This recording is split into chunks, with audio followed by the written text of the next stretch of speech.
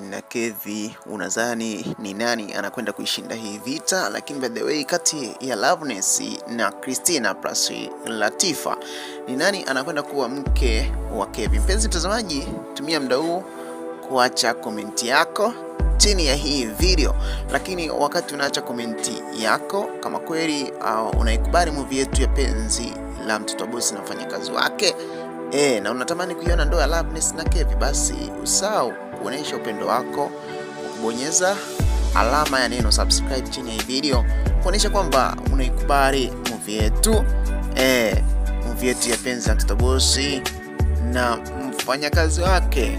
Lakini muhimu zaidi ni kufahamu kwamba movie yetu imefikia patamu sana. Kumbuka kwamba Kevi na Dennis wote wanakompiti kuhakikisha kila mmoja anatamani awe mmiliki mkuu wa kampuni.